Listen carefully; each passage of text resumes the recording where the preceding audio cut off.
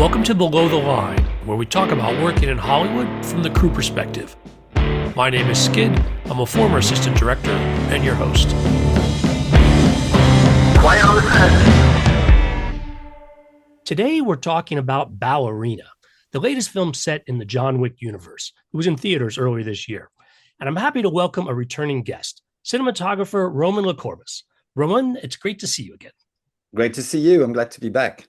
I always love to welcome back a returning guest. A warning for listeners, today's conversation will contain spoilers. We're going to jump right in on this. Romain, how did you get involved with this project? I actually got a call from one of the exec producer, Kevin Van Thompson, whom I shot the November Man with a few years back. And he was on this movie, and he gave me a call and said, "Hey, would you like to meet with Len Wiseman, because he's looking for a DP for his next movie to be shot in Prague." So I was, yeah, of course. So we did a couple of meetings over Zoom with Len. We had a great time over the internet. First meeting lasted an hour, and then the second one we were into a little deeper into the script, into visuals and IDs, and it lasted a little bit longer, and then I had the job. For a project like this, are you expected to have some vision going into it, or like in those first meetings with Len, or are those first ones just to see if the two of you have chemistry even before you're looking at the script? How do those play out? I would say the first meeting is really about chemistry, as you say, and really about he kind of tests me out a little bit, ask me, do you like to shoot with multiple cameras and stuff like that, which I actually don't. And I was very honest with him. And when he said, "Oh, I'm so glad you said no, because I much prefer shooting with one camera," so, that kind of thing. That was actually very fun. And yeah, the first meeting is really about, are we gonna connect, And he also, if I remember it well, he also starts sharing some videos he has made, because Len is really amazing. He makes, with small figurines and all, he shoot with his iPhone and a few cars, small cars, a few of the scenes that the way he wants to show it, and he puts sounds on it, he edits it, he puts sounds on it. And then just to see if it works, Right. And then he send it to you and say, "Okay, we talk a little bit about it. Do you like it?"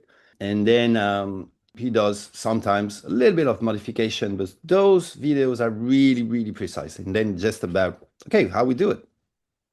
So if I remember it well, I think he sent me the video when Eve, after the nightclub, after the S Club, when she escaped, she gets back in her car. Yeah, that was this video. And then she drives away from us. The car gets crushed and comes back to us, and the camera jips down. And I think he sent me that very first video, probably after the first meeting or the second, I can't remember. Uh-huh. And basically, the second meeting is really more about talking about visual style, colors, shots and stuff like that. But the first one was really about chemistry. Yeah. I want to talk more about the approach that in working with Len, you guys came up with for doing this film, both in the specifics of how you're going to film it and sort of in the background, how the other John Wick's films influence the decisions you make for this one. It has to influence because John Wick is such a new world with very strong visuals that we had, and also there are some things, sorry, spoilers, but there are some scenes from John Wick 3 that are coming back as flashbacks in Ballerina. So it's, in terms of storytelling, this story really happens between John Wick number 3 and number 4. So yeah, you have in a way to maintain a certain level of style, to refer to John Wick. And on the other hand, because it happens in a country which is Prague and then Austria for Hallstatt, where even if a little bit of the action happened in New York, most of it happened in Prague. This gave us a little bit more freedom because John Wick have never been in this part of, never been in this country. And so we chose a little bit of a different palette with less tubes, and less tubes on the frame all the time, a little bit less. So yeah, you have to take this into account, which is totally normal. And at the same time, we try to get our own visual universe. Yeah, to your point, it's in a new city, and so you want it to have a different look, but it still has to integrate with the worldview that has been established by the films. Or so that seems both simultaneously restricting and freeing. But I'm wondering how you felt about it going in and the kind of conversations you and Lynn had. I mean, it was not restrictive at all. And also, Len was always very interested into new ideas. He, I mean, never he or nor the studio restricted any of the visuals we proposed and any of the visual even during the shoot where they were seeing dailies and we never had any complaints from anyone. So I felt it, to be honest, I felt really free during that whole shoot, which was great, obviously. I know it's not always the case. I mean, I know some big studios have a influence, or you have to use specific colors, or there's some kind of contrast that you cannot really do. But that was honestly not the case on this one. So talk to me, Roman, about maybe some of the technical decisions you made, either what cameras you used or were you going to shoot on digital, or again, just there's a lot going on with this. So I'm curious what you guys decided was the best approach. I love film. Len loves film as well, but to be totally honest, if I had complete choice, complete freedom on a project, I would probably go for film on exterior day and digital for the rest, just because doing nights, exterior nights and interior nights with digital is it's much more comfortable. I think just because the sensor really, you can push it too. On Ballerina, I think we even did a couple of scenes at 2,500 ASA, which is like crazy. And it hold up really well. But anyway, even though we have the kind of same taste on film for exterior day and digital for the rest, because that's a conversation we had pretty early on. We thought multiplying, going, it would have been too complicated on our schedule to switch from film to digital. So we chose very early to go digital. And then I usually like to go to start again and go from a blank page. So we compared the Venice 2 and the Alexa 35, which had just came out at this moment. And we did extensive tests with a bunch of lens. So it always lasts a couple of days because you try to, just to save time, you try to, put all the lens you want to try on both cameras to be able to have an objective result, an objective test. And the production designer, Phil Ivey, which is amazingly creative, had already started to give us some of his concept arts for a few locations. And looking at this with Len, he had a very interesting reflection.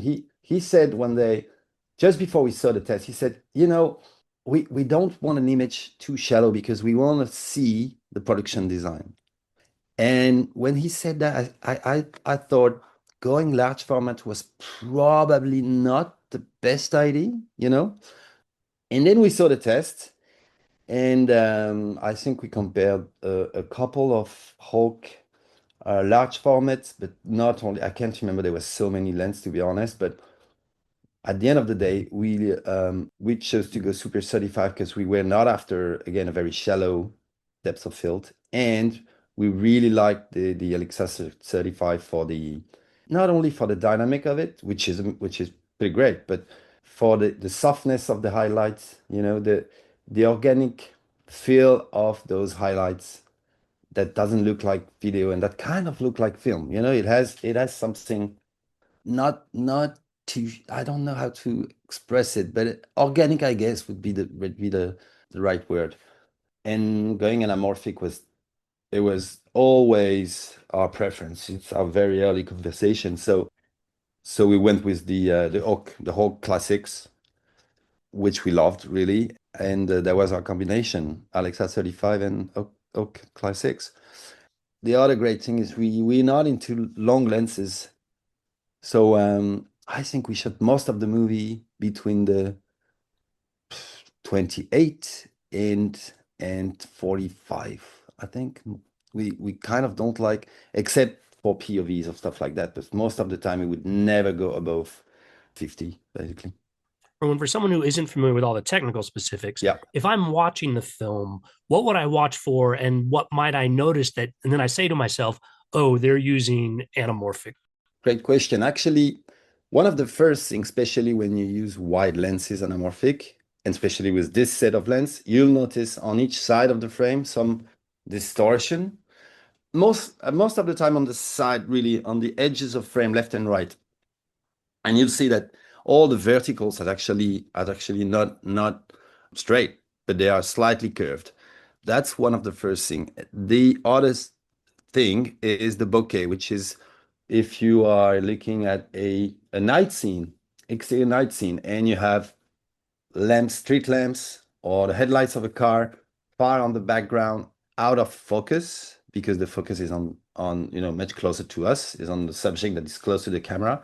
Then all those far lights at the very end of the street are not going to be round out of focus, but the bokeh is going to be more like oval, which is also one of the particularities of an anamorphic image.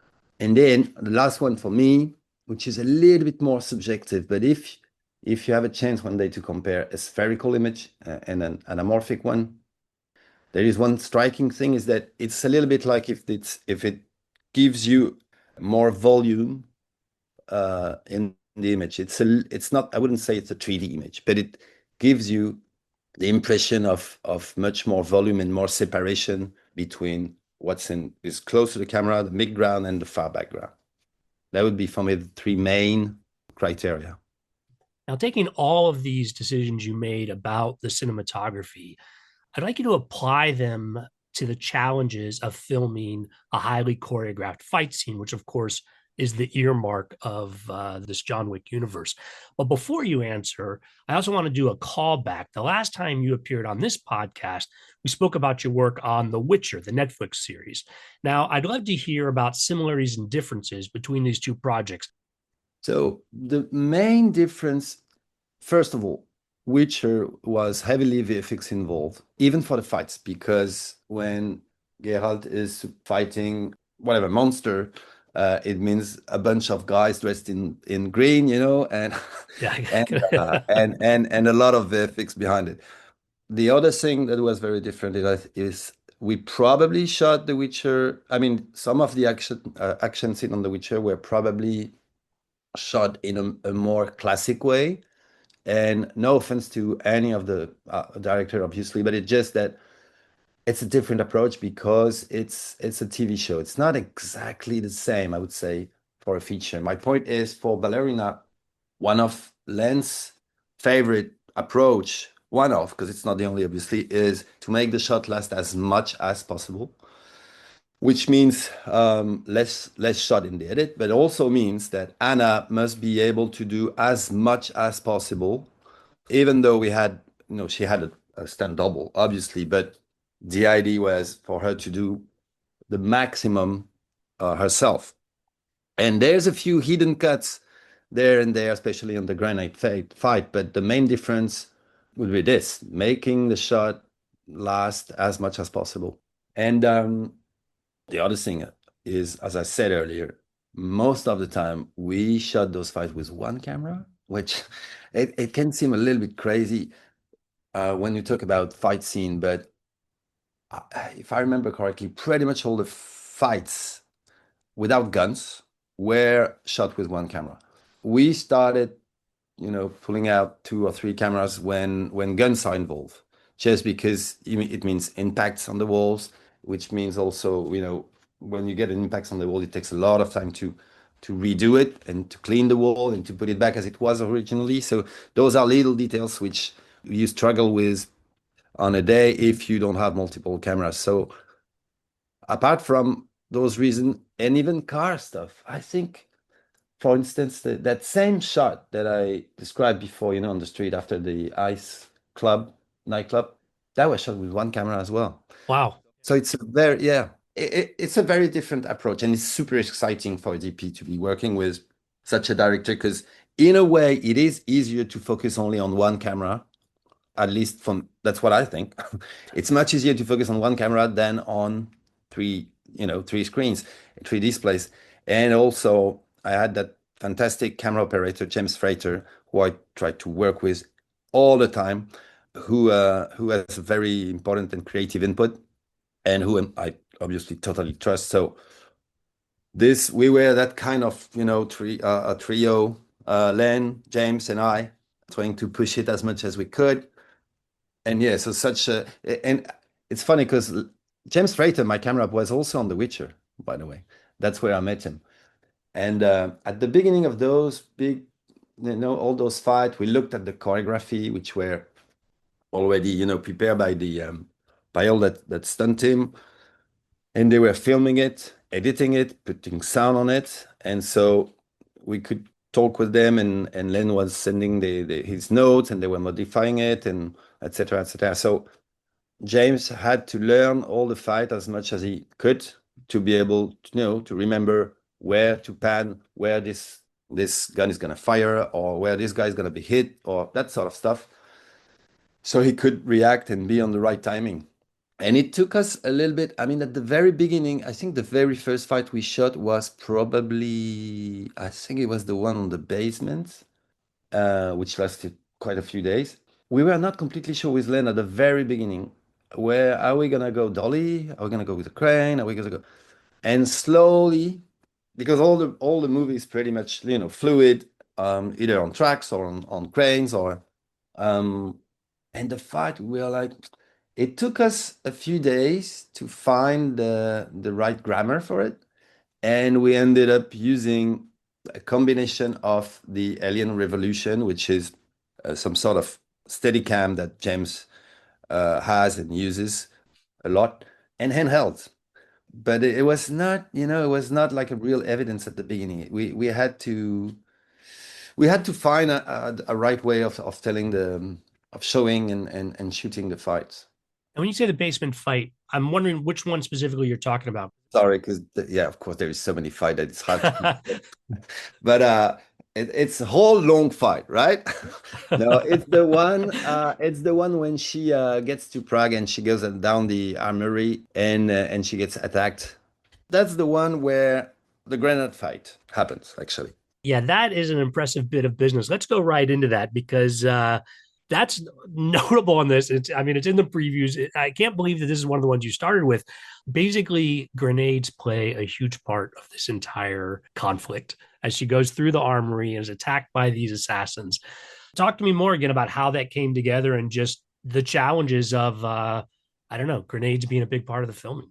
That's another thing. The grenade was always on lens. So this one, I think he storyboarded it. He didn't make a video of it. Pretty much all of his videos were about cars. And this one, he storyboarded it, and then we got a previs from the stunt team. And there was quite something. 'Cause when she puts the grenade on the guy's mouth, and then she closes the door, and the grenade explodes, it's actually really Anna, and there's actually really an explosion behind the door. The only thing is that the VFX did, augment and enhance all the debris and the smoke and the fire, obviously, but there was actually a real explosion. So we did a bunch, as you can imagine, we did a bunch of tests during pre-production to make sure it was safe. So I don't know how many stuff I saw exploding behind the door in that outside just next to the studio. But when the SFX found a process that was safe, completely safe, Hannah tried it on the day on the set directly, and it's there's an hidden cut. If I remember correctly, there's an hidden cut just before she gets she pushes the guy behind the door, and then obviously when she opens the door, there's another hidden cut. Oh no, sorry, there's no cut there because she then jumps on the next room. So there's only a hidden cut at the beginning, and that's it. And the rest of them, there's another moment where she used the whole grenade to fight with the guy on the last room, and then strangle him and just be, you know, She's strangling him. She dives behind the table. He's on the exactly. other side and she's pulled a pin and she blows up. So that same thing. That's one camera, two passes. So we Wow. did the first part of it and handheld. So the VFX had, you know, to match those two shots. We just kind of found back the last place of James on and from the moment she jumps behind the table, and then he tried to find back a similar place and distance with overlays and videos and all that for the second pass. But that's yeah, the secret of it. The cut is in the middle, just before the explosion. Now that one's got to be visual effects explosion, right? I mean, there's blood all over the place. It's a mess, right? But you are doing something on set, like actually is going off, and then that's what they're using to model on.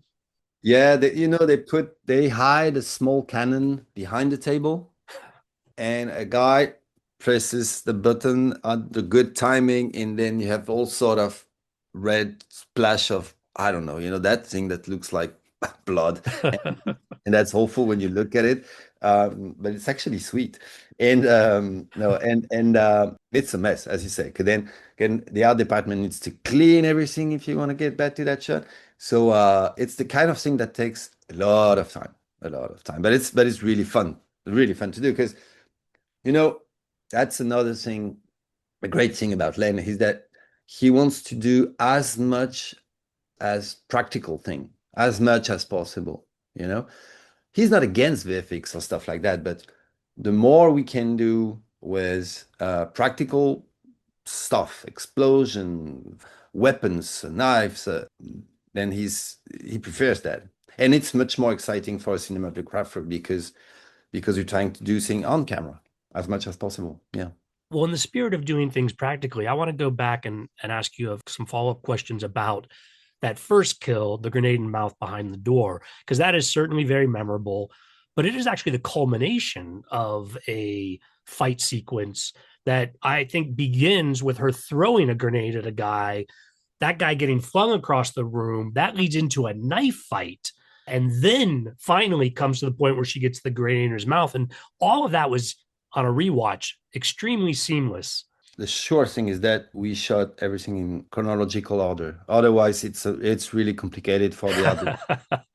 Yeah, I bet. So we, yeah, no, so we really try as much as possible in this kind of because this is all on stage, obviously, and for to preserve the set, we shoot in chronological order. That's one thing.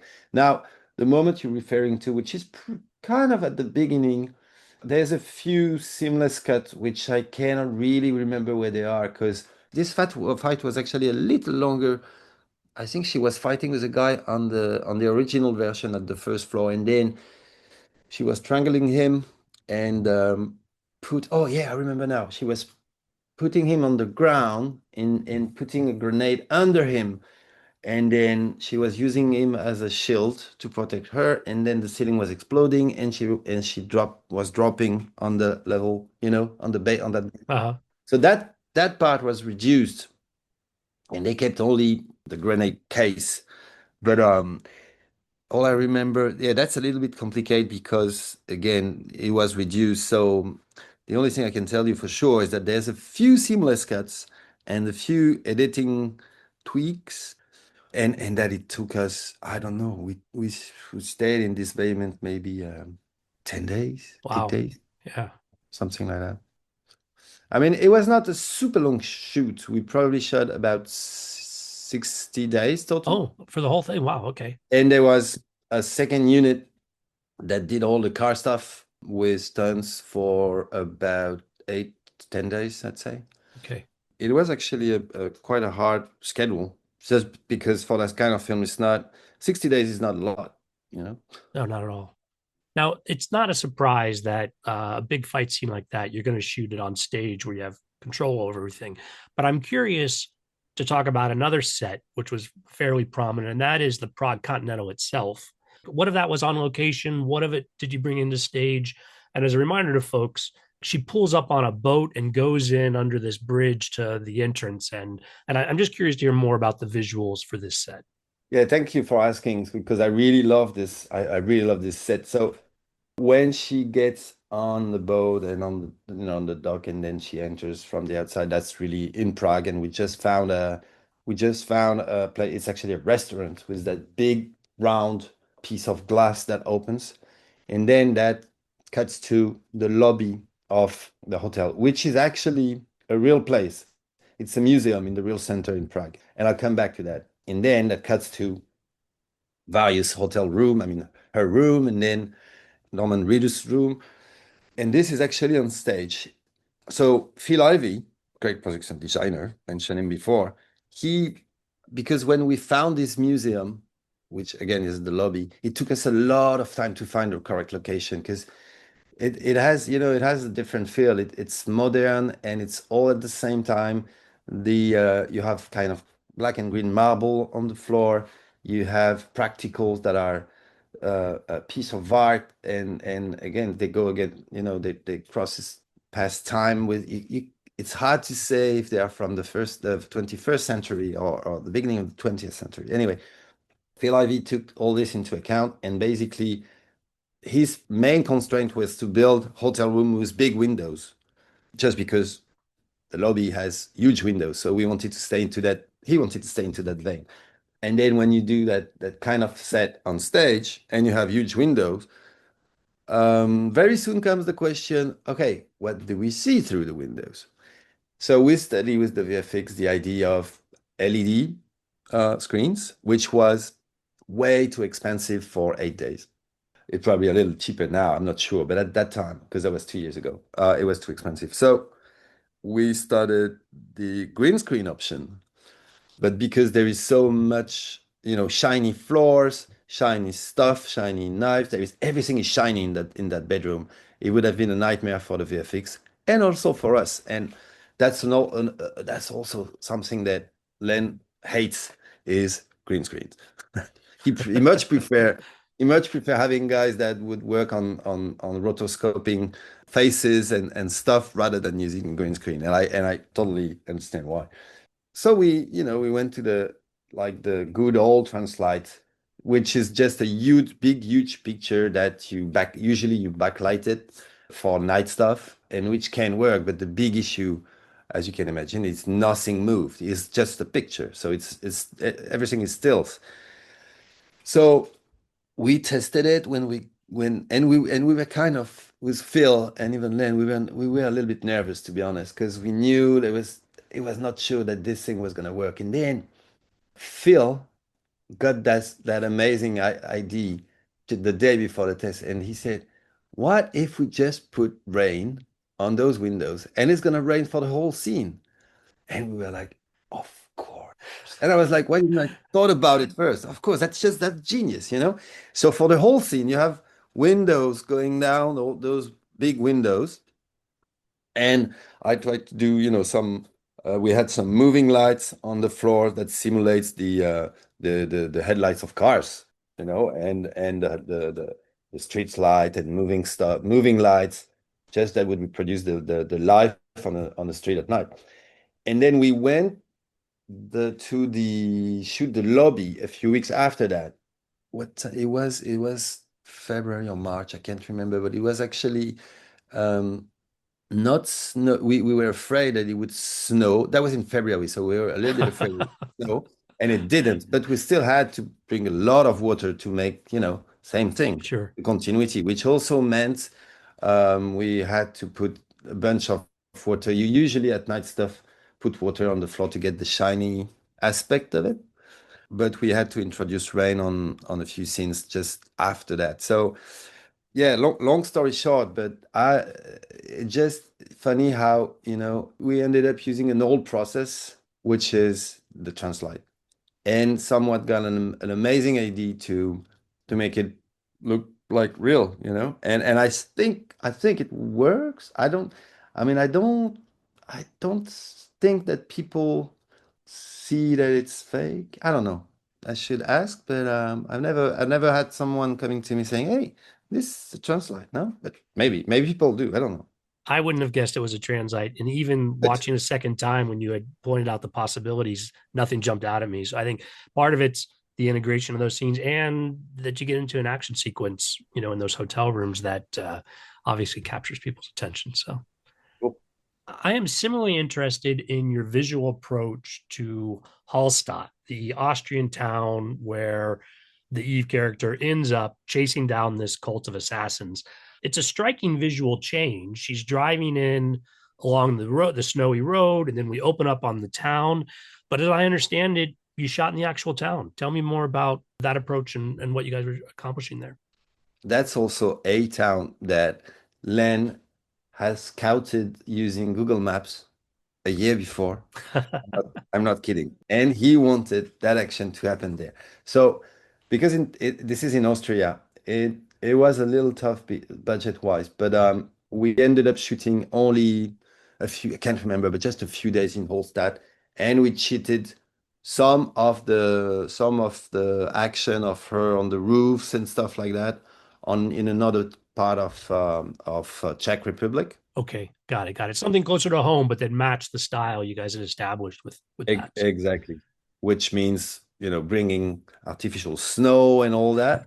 But we shot all the white shot and as much of her running within those tiny streets of Hallstatt. We shot it there as much as we could. And there was it's a very interesting town. I didn't know that town before, it's like super close to a lake. Like for instance, the very first shot, the drone shot where we discover Hallstatt as we follow her car. This is how the city looks. This is how this town looks. The only thing is that the snow is really enhanced in terms of VFX. They added snow, ice on the lake, and snow on the mountains, and snow on the roofs of all the houses of this town, like big time. But apart from that, that's how the city looks. It has something a little bit unreal. And yeah, so shooting there is really amazing because you have a lot of options in terms of chase, people chasing other people. You have just a lot of options because there's a bunch of stairs, narrow streets, roofs. It's just a great playground for an action scene. So yeah, there was also a scene that got cut, to be honest with you. At some point, the cars were supposed to cross the frozen lake to escape Eve. And she was supposed to chase them with ice skating. Anyway, that was an old version, and it became the beginning of it. Before her escape, it became the ice skate fight that was shot actually on a not in Hofstad, somewhere else, but that became the ice skate fight in that small house when you park boats. I can't remember the name in English, but anyway. But so yeah, no, shooting in Hofstad was really something, just because everything is there. We brought some snow. But luckily enough, there was already some snow on the far mountains and on some roofs. So we did bring some snow for anywhere the character gets in contact with the floor, because that's the most important. And then behind this, the VFX did all the works, but the rest of the work. But again, visually speaking, this town has this, it's just fun and great. It has his tone, which is it's a little bit of the fantasy world of the shape of the houses and the proximity of the lake. It gives a specific tone to the scenes, I think. Roman, I was curious about, given the limited time you actually had on the ground in Hallstatt, those point of view shots from the watchtower, where the guy up there who calls himself the Eye is just looking through a round telescope at her. Do you do those on location, or are those things you're able to relocate again because it's a limited vision approach? No, we did that on location just because this city is really like there's kind of a cliff at the south of at the north, sorry, of this town. You have multiple POVs. It's actually pretty easy to find high POVs. Uh-huh. So the guy on the tower, obviously we shot that somewhere else, and all his POVs through the telescope were actually shot on location. Roman, what other scenes are favorites of yours that maybe we haven't discussed? I really like the when she gets out of the nightclub, she escaped. So I'll tell you something else. Spoiler, sorry. Spoilers are allowed. They were warned at the beginning, Yeah, I and they've know. had every chance to watch it either in the theater or at home by now. So don't worry about them. You tell Okay, us what good. you had going on. That scene when she exits the nightclub, we shot it in two passes. So first the crane, the car escapes. Crane gets up in the air, and where we shot it, the car was actually disappearing under a bridge. And Len's idea was to because at that time it has to be shot like this just because I think they didn't have the budget to pay for a real crash at that time. So car goes away from us, escape under a bridge, and then you hear the sound of a crash. That was the original idea. You hear the sound of the crash, and then you see the car coming back from under that bridge as we boom down and pull back with Anna and the car. So that was Len's original idea. And I guess during the process, maybe they found the money, but they actually added the car. You see now the car being crashed, and which is great, and I think it works great. But it's funny how the original idea. I really love the fact that we were not seeing any of the crash, but just hearing it. And this took a whole night to film because same thing, only one camera. So camera jib up. The camera is actually on a crane, which is on a low loader. The first part of it is pretty normal. You just boom up. And then there was a whole rig of the car being attached to some wires. So we would be sure that the car would stop where it was supposed to stop. And there was actually a stunt being attached to the car and pretending to slide on the ground. So I can't remember how many takes we did, but that was extremely challenging. And, it's great to work with a director who goes so much into details, so much into specific. We redid that take until he was perfect, and it's really a blessing for a DP to work, with such director who they're passionate about what they're doing, and there's also very demanding with themselves, not only with the other, but with themselves. And we don't move and we don't go to the next shot until that first one is perfect. That's a great feeling for a cinematographer. Well, Roman, what's your sense of Ballerina 2? Any rumors on set about a sequel to this film? I don't know. I hope so, but I honestly don't know yet. But I hope so. Yeah. Well, while we keep our fingers crossed on that, what else is next for you? Where else are we going to see your work? I actually came back to France, my home country lately, so I did a TV show here, and I just did a much smaller movie, which is a thriller between two spy agency that actually really exists in here. So yeah, very different mood, different budget, different, which is great. Changing and doing different stuff is really the best. Well, Roman, I'm going to watch for those projects. Really glad you could come back to talk about Ballerina with us. On that note, we'll call it a wrap. Thanks so much for your time. This was fun. Thank you so much for having me. Thanks. Listeners, I always appreciate your feedback. My email address is skid@belowtheline1word.biz. That's B-I-Z. Belowtheline.biz is also our website where you'll find more than 260 past episodes. So if you're a new listener, check out the catalog. Closing credits, thanks to Curtis Five for our music, John Wan for our logo, and to all of our listeners, I appreciate you. If you're a fan of Below the Line, consider a purchase. The logo is available on t-shirts, mugs, and stickers at redbubble.com. Other ways you can help. First, give us a positive rating wherever you get your podcast. Second, tell your friends about an episode you enjoyed, because that's how we gain new listeners. Honestly, if you're still listening at this point, I'd be hugely grateful if you shared a thought about this episode. All of that aside, whatever your engagement, the fact that you're still listening means a lot to me. Thanks again from Below the Line.